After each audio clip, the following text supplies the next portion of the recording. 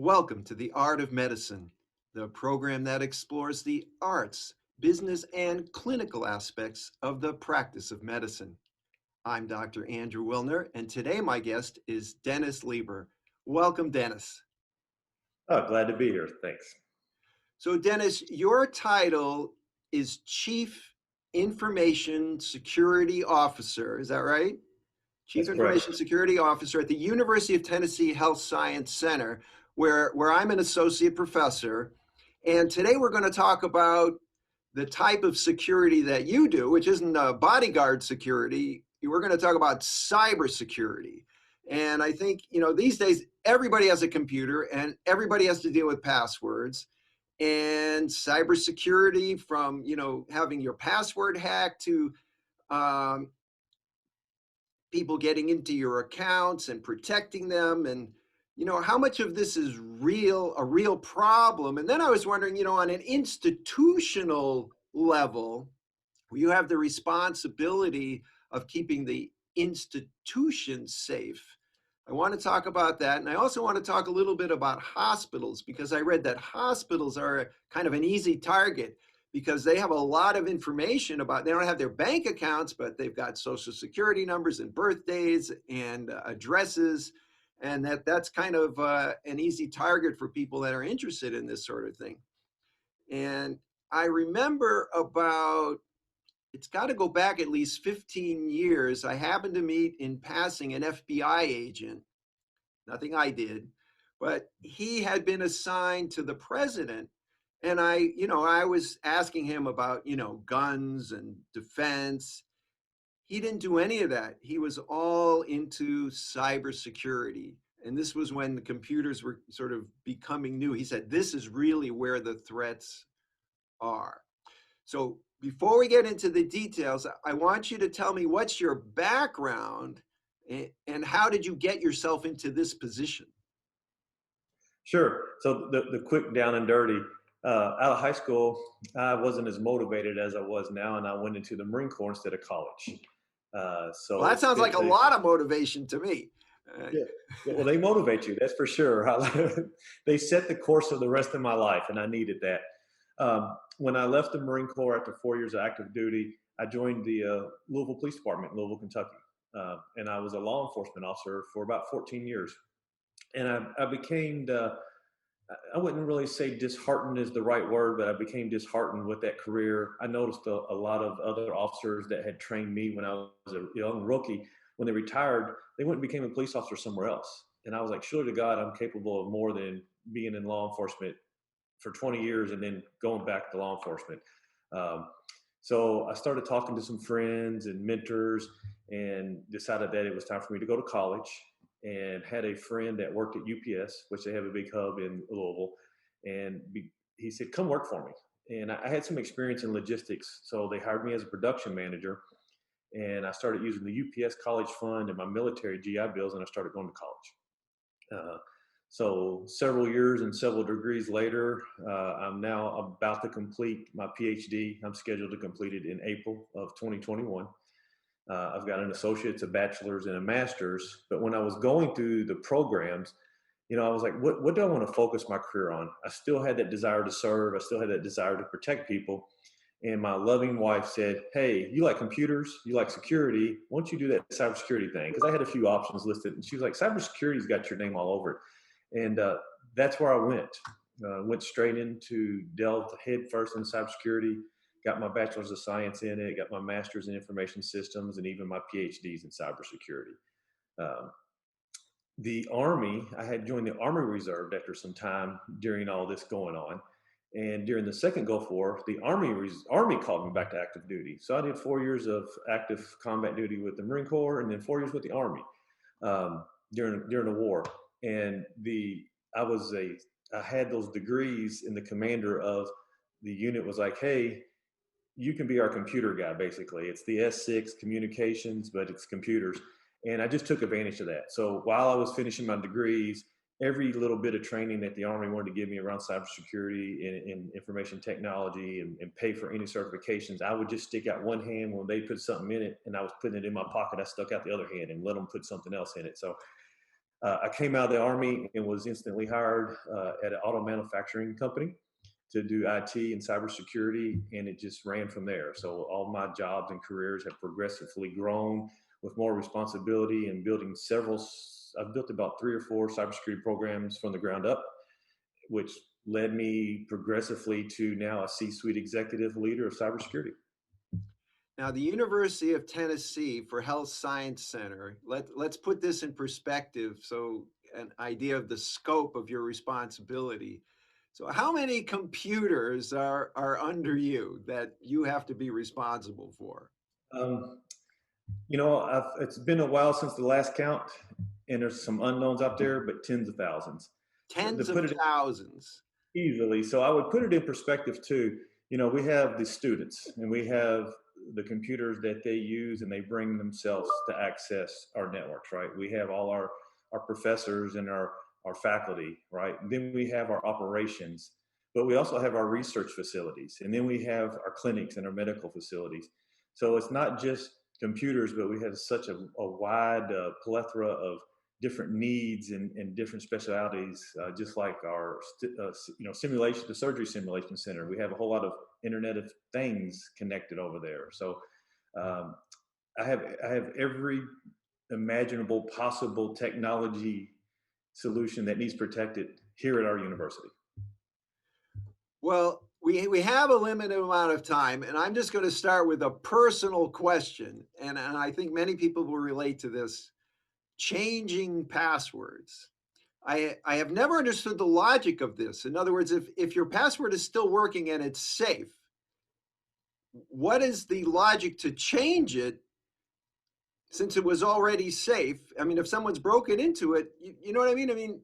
But then I got this email from UT and it says, we will give you a permanent password that you never have to change.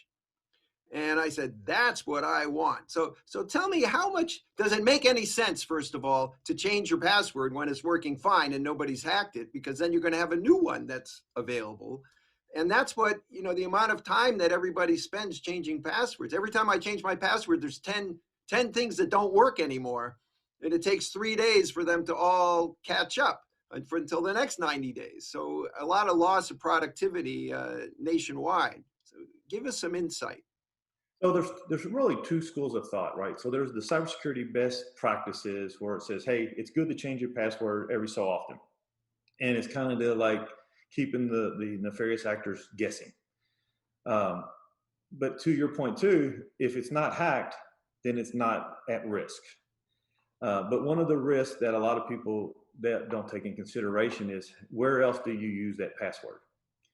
So even though the password that you're using for the university may not have been compromised, if you've used that password or some variation of that password somewhere else and it was compromised, it makes the current password easily hacked. I, for one, do buy into, if it ain't hacked, don't change it. But it also has to be complex enough where it takes years for these automated tools that nefarious actors use now to hack passwords. There's things called brute force attacks, there's rainbow tables. And what happens is, as these breaches occur across not just our nation, but across the globe, these passwords that are harvested are sold, bought, traded on the dark net and the dark web, as we hear, and they put in what's called rainbow tables. And you can buy these rainbow tables, and then you have these automated kind of AI motivated tools that are set in motion to attack a specific user or like our university. And it takes these variations and it just keeps trying passwords and passwords and passwords. So even though your password, password 123, which is not a good password, but password 123 is your password, and someone else had a password 145, it now starts to learn how, let's try these different variations, and it makes the cracking of passwords easier. So it's kind of like that running, those running passwords that are consistently changing are like the little RSA keys that some folks claim which changes. So it makes a level of difficulty harder. So there is benefit to changing your passwords often. If you don't change your passwords, the way to mitigate that risk is you use a different password for every single account that you have. And we know most of us in the age of the internet, we have hundreds of accounts, right? Your banking, your electric bill, your right. I can make we could talk for the whole hour of listing those, right? But that's why there's two strains of thoughts. There are benefits of changing your passwords, but there are the challenges that come with having to change your passwords. But what we've done at the university, we've tried to put complexities, and there's some websites out there, and I would never say put your password in there, but you can put a similar password in there. And there's charts that show, if you have 13 characters and you have letters and symbols and numbers and capitals, it'll take a hacker or one of these automated programs 1,000 years to crack your password. So we kind of balancing that where, okay, we've put in the parameters where it says it would take an automated tool until quantum computing takes off. And we know we're close to that. Even our researchers want that. But, it'll take a standard computer 1,000 years to crack your password. But it also doesn't talk about how, has a similar password or that password been cracked somewhere else. And now it's in this table that hackers are using to do these brute force attacks and breach and crack passwords. So yes, if we're going to do it, we got to make it difficult. And it's just risk mitigation, just like treatment of patients, right? What's our risk? What's our trade-off? And how do we mitigate those? Now, for all those potential hackers out there, I have 55 pages of passwords, and they're all different, and they're all in a document that's password protected. So that's the best I can do. So look elsewhere. Look elsewhere for if you want to hack a password. And there's password managers. The university uses LastPass, and there's numerous tools out there. It's not. I wasn't involved in why we selected that tool, but it seems to work well. But a password manager helps, and it does. There's a level of protection. Everything can be hacked. So even when you're using a password manager, like you said, you've got to password protect it to make it difficult. So. Because you think about that, they hacked that when they got all your passwords. So let's move on to something I think everyone can relate to is cost. So what is the line item in the UT budget for cybersecurity? So as you know, and the audience may not know, Dan Harder is our CIO, and he's been here about a year, and he's implementing a lot of change and being innovative. This is about trying to count. This is my 7th month with the university. So he and I are still getting a really good hand around the budget. Not saying that it was wrong or not done before us, but we're just getting it into where we need to be in the way we do things between the collaboration of us. Typically across the industry, you'll find anywhere about 20% of the IT budget facilitated for cybersecurity. That's about a pretty average.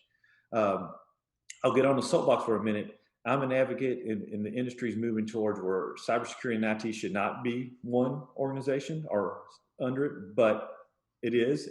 And fortunately, Dan and I work well together. It's a good partnership. So it doesn't pose the challenges between my office and his office that it does in other organizations. But the budget's still tied to the one group, right? And I would fairly say that the budget for cybersecurity here is equivalent to industry standard for our university. But I'm trying to get an idea. Suppose, okay, I'm going to open up a 300-bed hospital, yes. Private hospital down the road, and we're going to have EMR. Everybody's going to have a computer. Some of them are going to be professors here and there and come and go. How much do I have to budget for cybersecurity?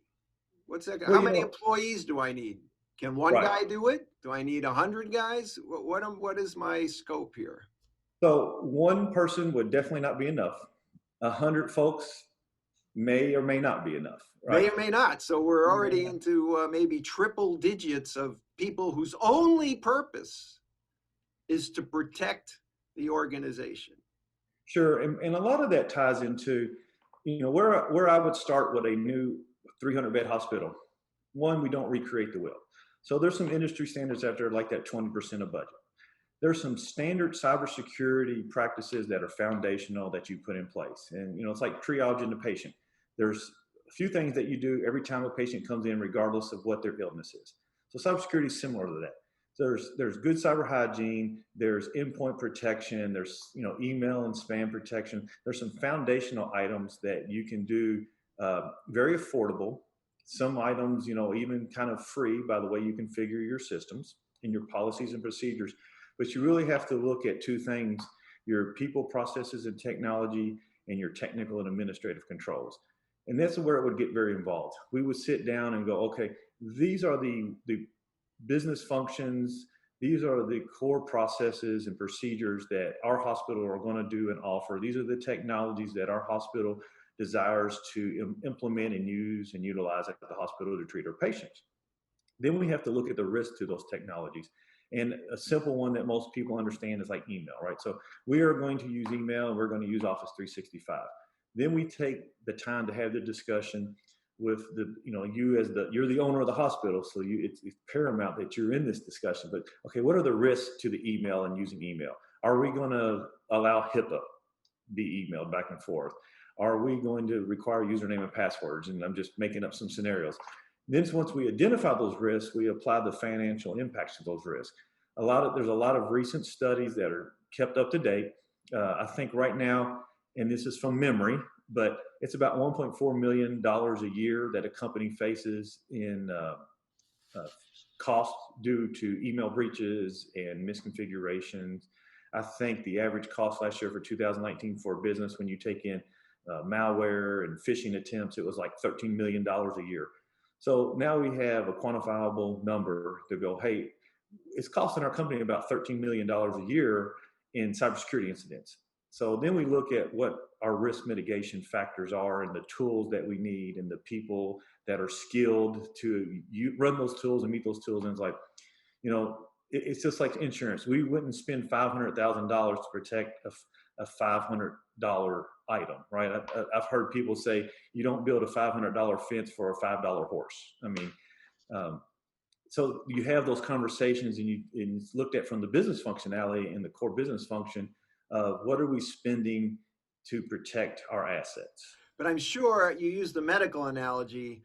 In medicine, prevention is always a lot cheaper than trying to fix something that's already happened. So I'm sure that's true in cybersecurity as well. Trying to go after, a virus in the computer system must be a nightmare.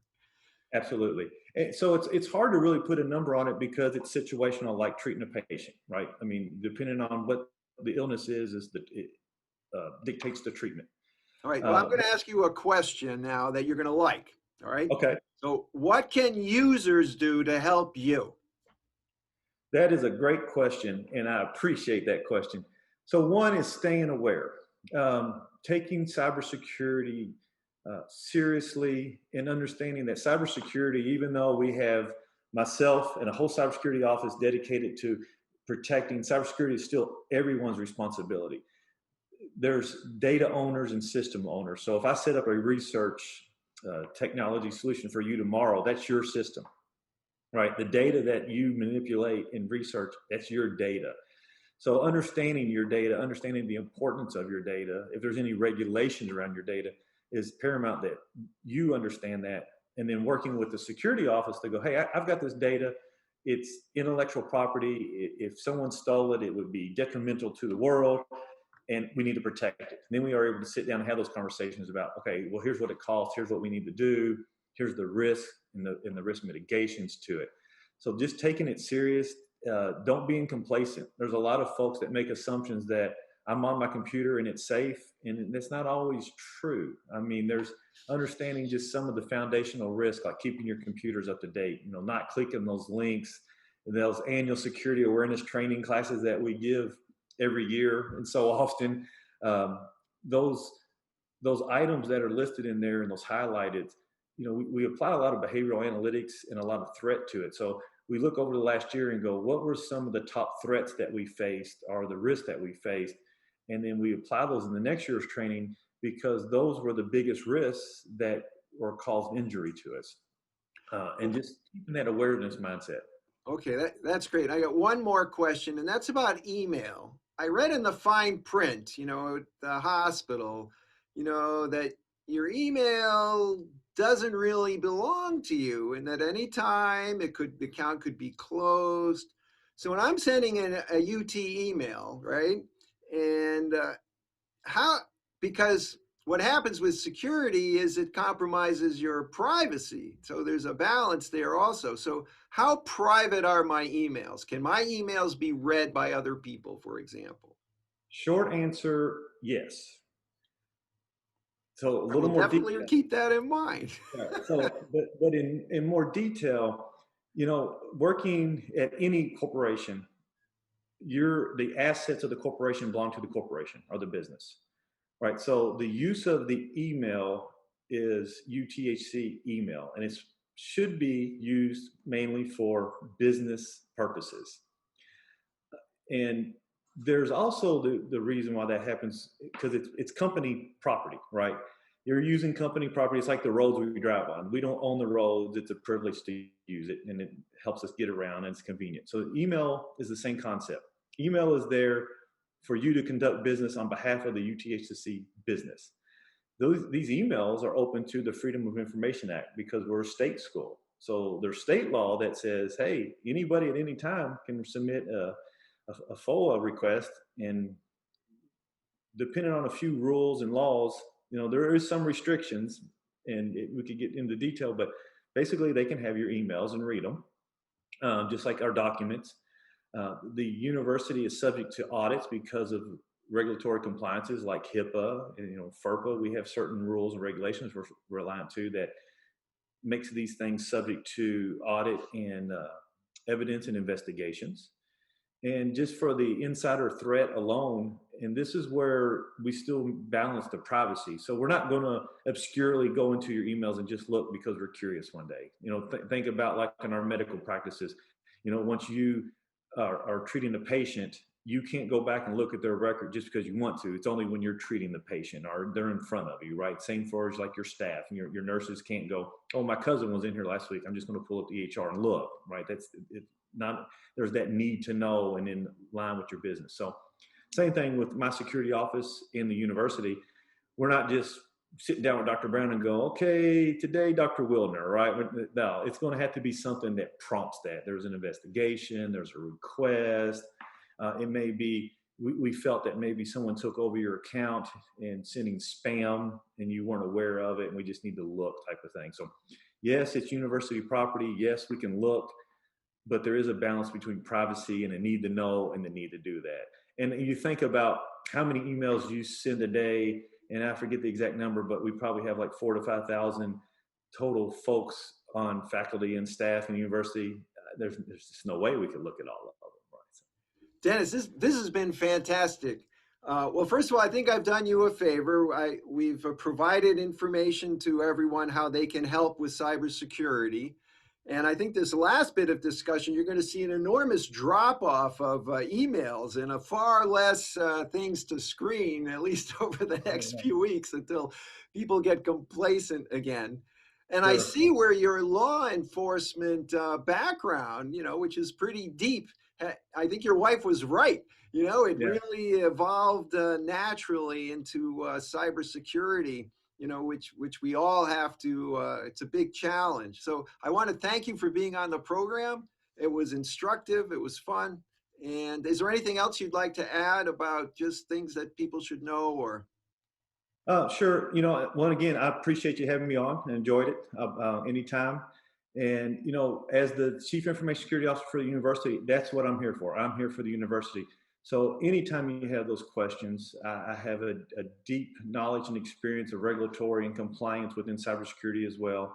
I'm also the HIPAA security officer, and I'm here for the university. So never hesitate to reach out, call me, email me with your questions, your concerns, how we can help.